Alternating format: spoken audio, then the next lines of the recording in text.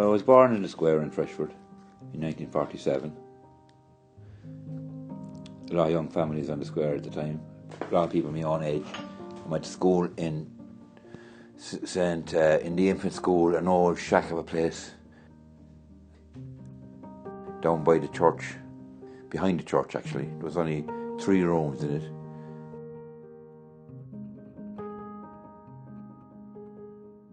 So I went to the boys' school up there after about 2nd class. So I spent 3rd and 4th and 5th and 6th class in the boys' school.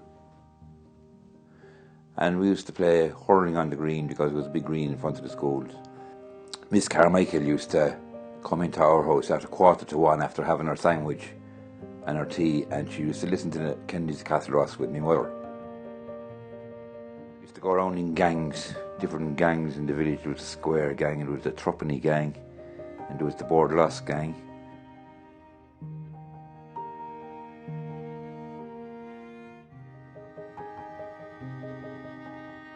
Fowlers, which was a very popular swimming place about a mile from the village. And we decorated the whole place up and put a wooden bridge across the river and got lantern lights into it and cooked sausages and everything else, and had music there. We were all interested in music a good bit, so we had music there as well.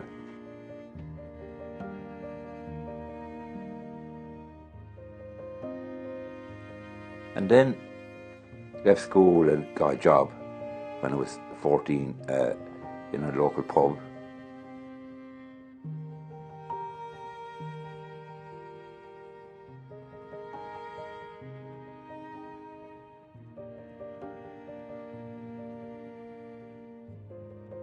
And we used to go then to the local CYMS where there was snooker and billiards and rings.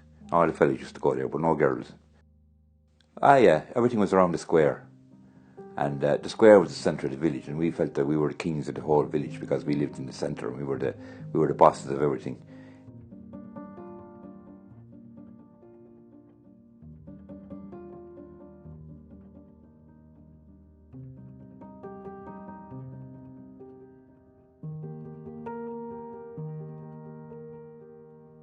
I got into printing after being in the pub for a year. I was about 16, and I used to. There was a service from Ballyragget, the train station in Ballyragget to Freshford.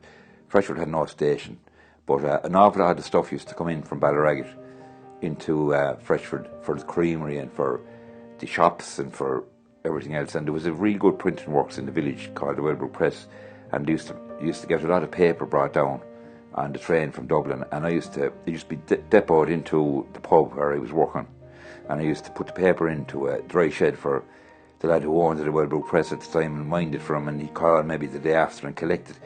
The Wellbrook Press was only about a mile from the village, and then a vacancy came up in it, and he came in to me one day, and I was in the pub for about a year, and he said to me, "Would you be interested in taking a job in our place?" And I said, "I would."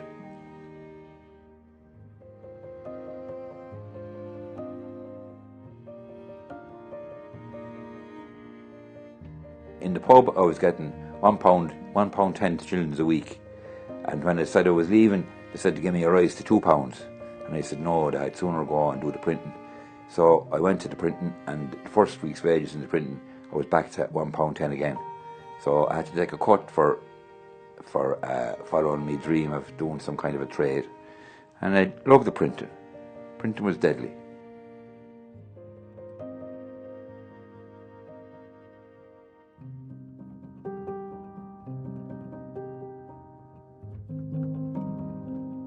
The printing works was set up in an old rectory, big house with an new extension built onto it, and it was what they call a jobbing printing place.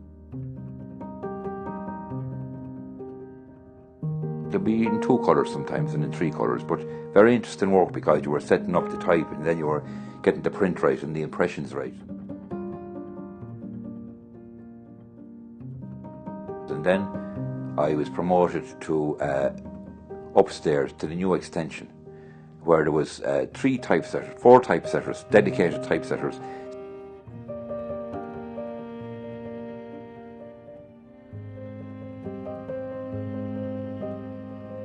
So you had big trays of flat trays of type. Oh, dozens of them, or maybe even more than dozens. All different sizes, all different typefaces. In the old days, you had to invent things. Good job satisfaction.